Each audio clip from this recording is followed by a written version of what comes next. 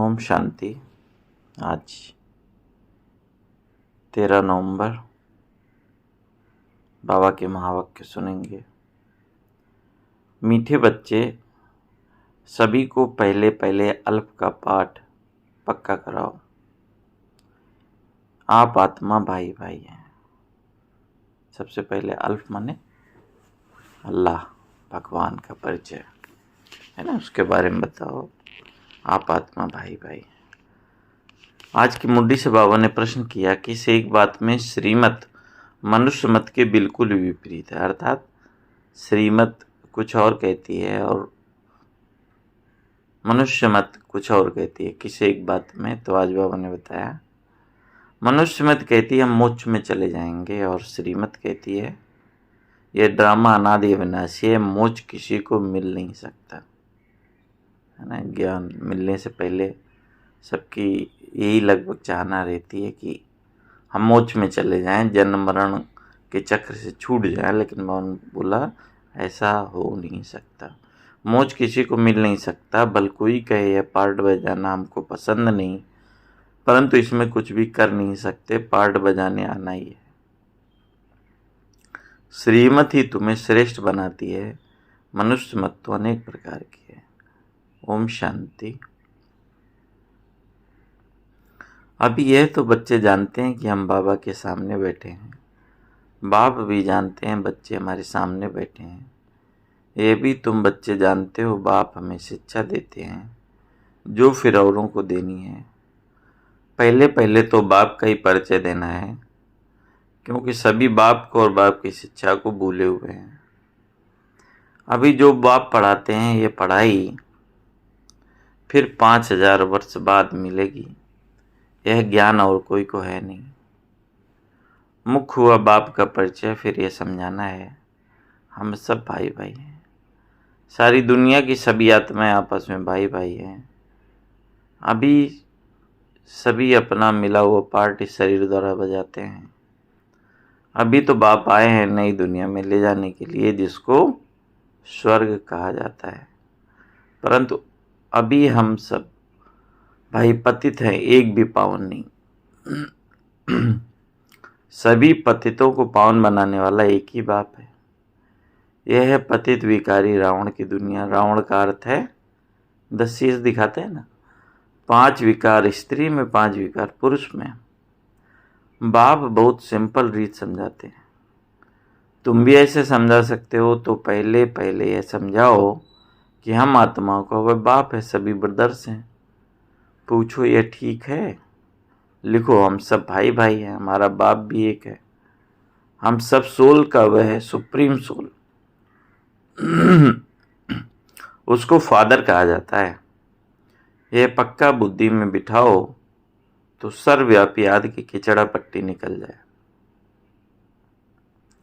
Simple बताना है कि आत्मा, हम सभी आत्मा, हमारा पिता माने परमात्मा वह एक है।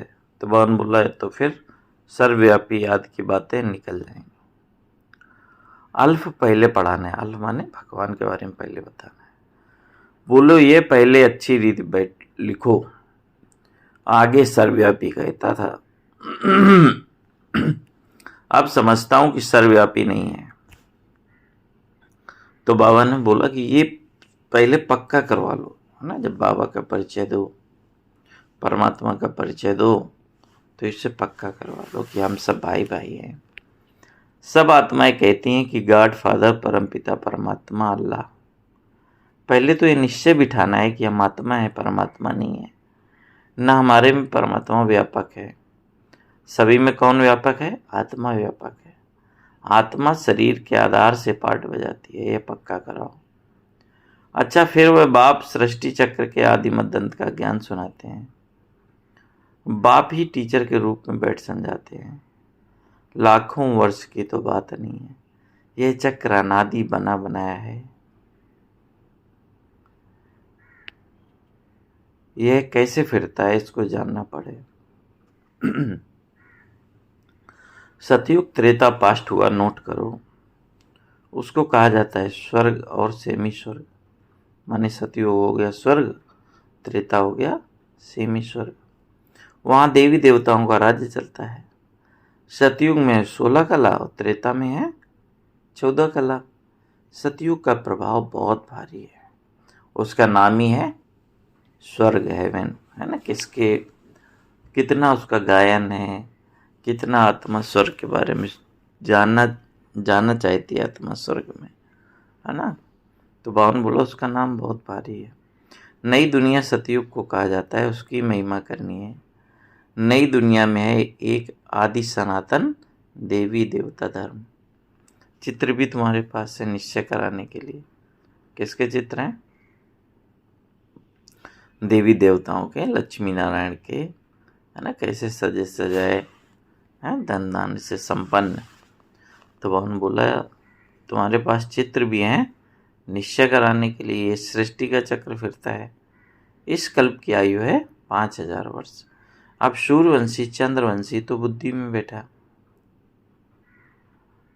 विष्णुपुरी ही बदल राम सीतापुरी बनती है, उनकी भी डायनेस्टी चलती है। तो 2 युग पास्ट हुए, फिर आता है द्वापर युग। तो बाबा आज सृष्टि चक्र का पार्ट पक्का करा रहे हैं।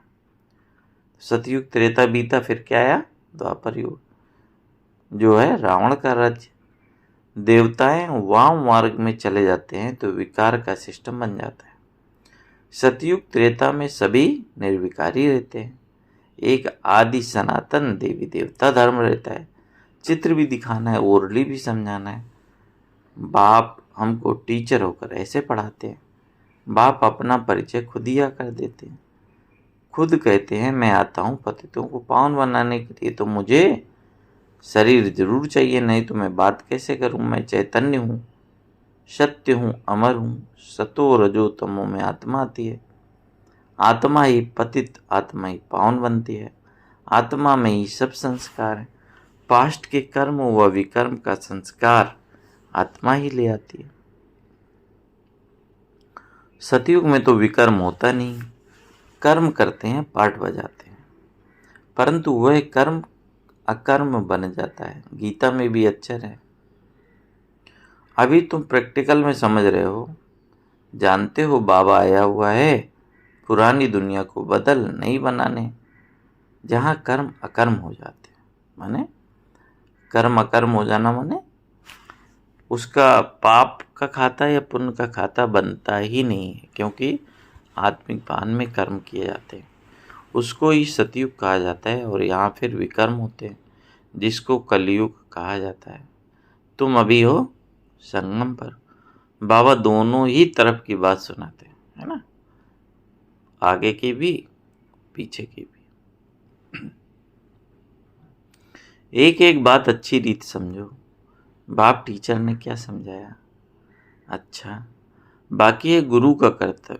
उनको बुलाया ही है कि आकर हम पतितों को पावन बनाओ, है ना। टीचर के रूप में सारा आदि मध्य अंत का ज्ञान बाबा ने बताया, और गुरु के रूप में हमें पतितों से पावन बनाने के लिए बाबा का कर्तव्य। आत्मा पावन बनती है, फिर शरीर भी पावन बनता है। जैसे सोना वैसे जेवर। 24 कैरेट का सोना लेंगे और खाद नहीं डालेंगे तो जेवर भी ऐसा सतो प्रधान बनेगा। अलाय डालने से तमो प्रधान पड़ता है, क्योंकि खाद पड़ती है। खाद माने मिलावट। पहले भारत 24 कैरेट पक्का सोने की चिड़िया था, अर्थात सतो प्रधान नई दुनिया थी। फिर अब तमो प्रधान है, पहले प्योर सोना है। नई दुनिया पवित्र, पुरानी दुनिया पवित्र खाद पड़ती जाती है। यह बाप समझाते हैं और कोई मनुष्य लोग नहीं जानते। बुलाते हैं कि आकर पावन बनाओ। सतगुरु का काम है वानप्रस्थ अवस्था में मनुष्यों को ग्रह से किनारा कराना। गुरु कब करते हैं? इसीलिए करते हैं ना कि वानप्रस्थ अवस्था में जाने के लिए। वानप्रस्थ अवस्था से मतलब सन्यास, गृहस्थी से सन्यास आ जाए, इसलिए गुरु को किया जाता है। तो ये सारी नॉलेज ड्रामा प्लान अनुसार बापिया कर देते हैं। तो वानप्रस्थ अवस्था है ना, अभी सृष्टि कि वानप्रस्थ अवस्था है, घर चलने का समय, तो सदगुरु वैराग्य करा रहे हैं। तो ये सारी नाले ड्रामा अनुसार बाप आकर देते हैं। वह है मनुष्य सृष्टि का बीज रूप, है ना। कौन? शिव बाबा। वही सारे वृक्ष की नाले समझाते हैं। शिव बाबा का नाम सदैव शिव है। बाकी आत्माएं सब आती हैं पार्ट बजाने, तो भिन्न भिन्न नाम रखती हैं। बाप को बुलाते हैं परंतु उन्हें जानते नहीं वे कैसे भाग्यशाली रथ में आते हैं। तुमको पावन दुनिया में ले जाने तो बाप समझाते हैं, मैं उनके तन में आता हूँ जो बहुत जन्मों के अंत में पूरा 84 जन्म लेते हैं।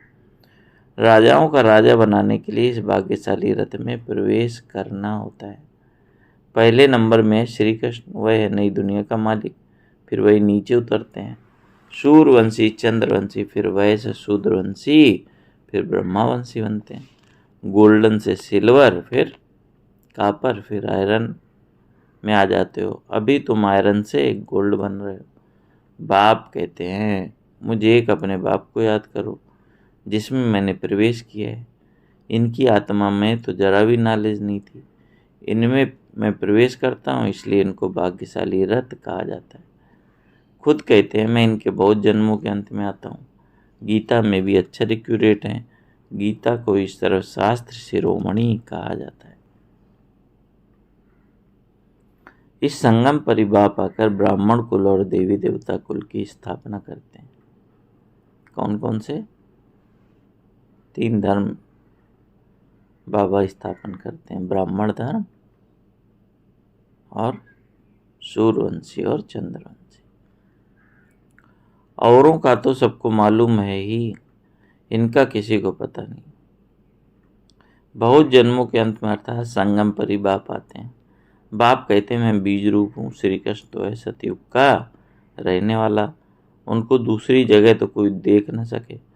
पुनर्जन्म में तो नाम रूप देश काल सब बदल जाता है। पहले छोटा बच्चा सुंदर होता है, फिर वह बड़ा होता जाता है, फिर वह शरीर छोड़ दूसरा छोटा लेता है। यह बना बनाया खेल है। बाबा कहते हैं, श्री कृष्ण जो है सतयुग में पहला जन्म, वैसा फिर और किसी जन्म में रूप नहीं होगा।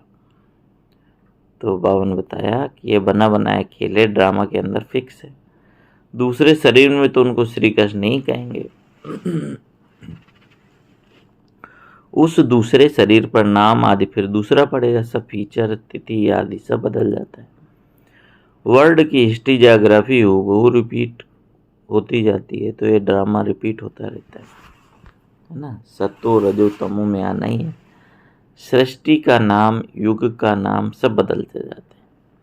अभी यह है संगम युग। मैं आता हूँ संगम युग पर। यह आपको अंदर में पक्का करना है। क्या पक्का करना है? बाप हमारा बाप भी है, टीचर भी है, गुरु भी है, जो फिर सतो प्रधान बनने की युक्ति बहुत अच्छी बताते हैं। गीता में भी है कि देह सहित देह के सब धर्म छोड़ अपने को आत्मा समझो, वापस अपने घर जाना है। भक्ति मार्ग में कितनी मेहनत करते हैं भगवान पास जाने के लिए। वह है मुक्ति धाम। कर्म से मुक्त हम इन कॉर्पोरियल दुनिया में जाकर बैठते हैं। पार्टदारी घर गया तो पार्ट से मुक्त हुआ। सब चाहते हैं मुक्ति पावें, परंतु मुक्ति तो किसी को मिल न सके। ये ड्रामा नादे बनासी है।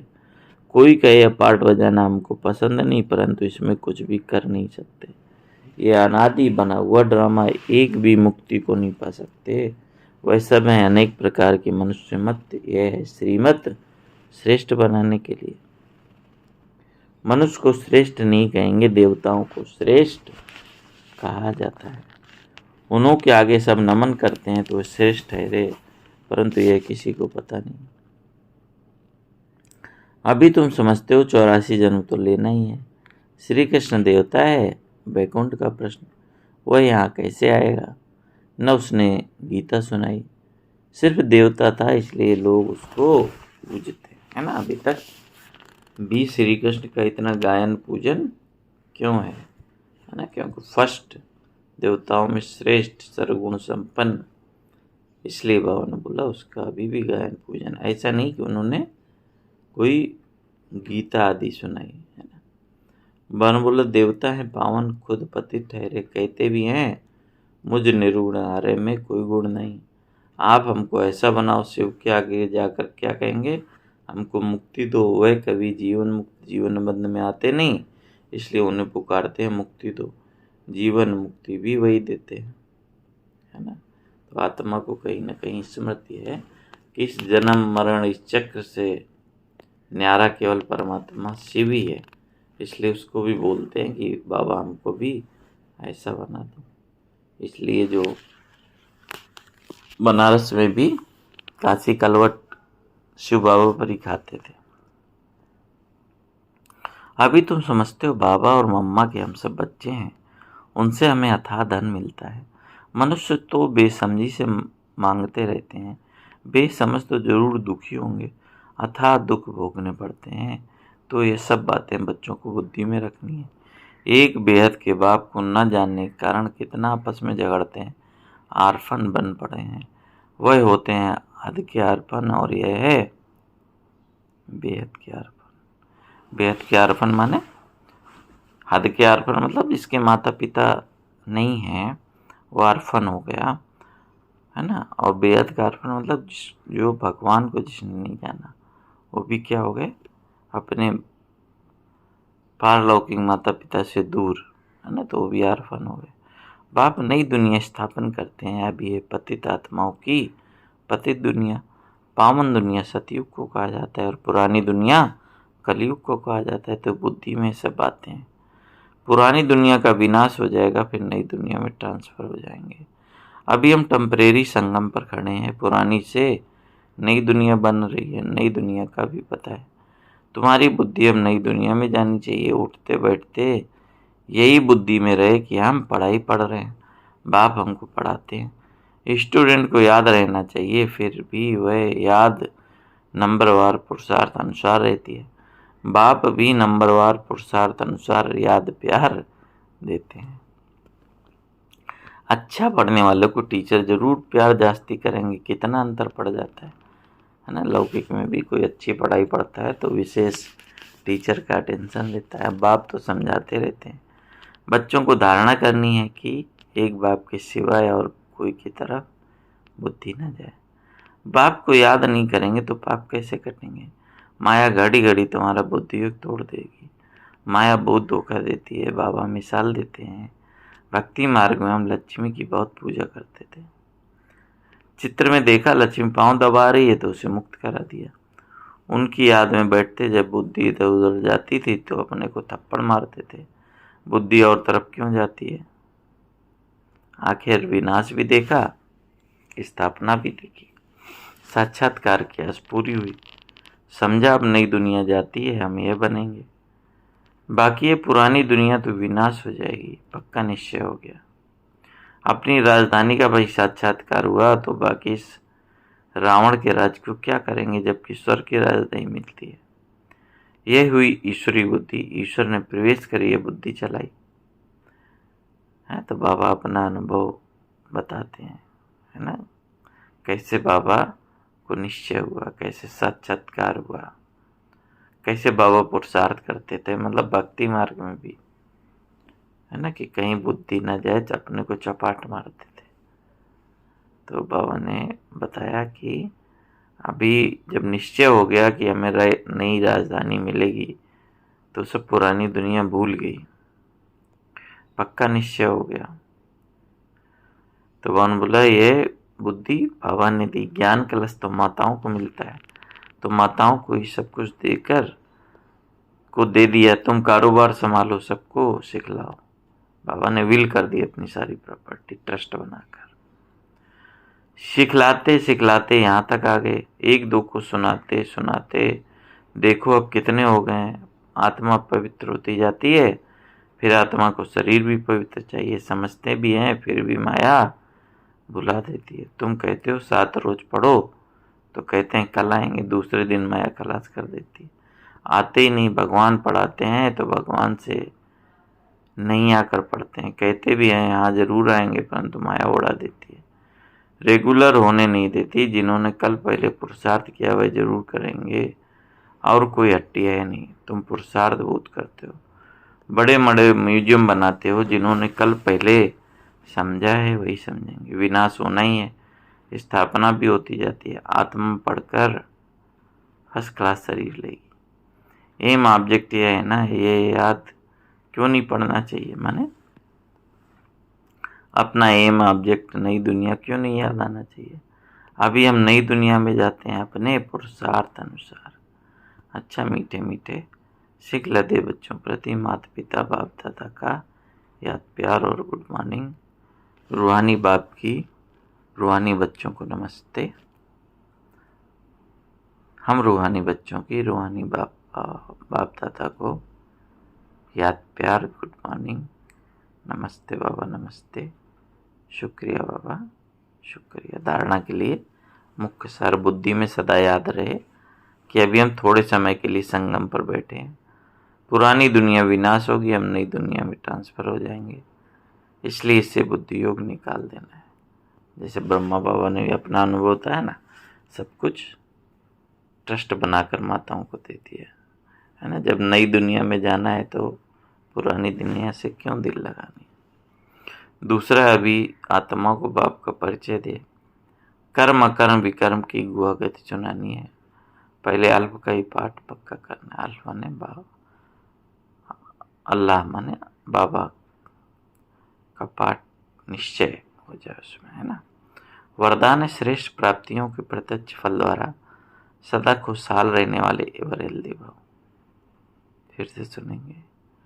श्रेष्ठ प्राप्तियों के प्रत्यक्ष फल द्वारा सदा खुशहाल रहने वाले एवर हेल्दी भव।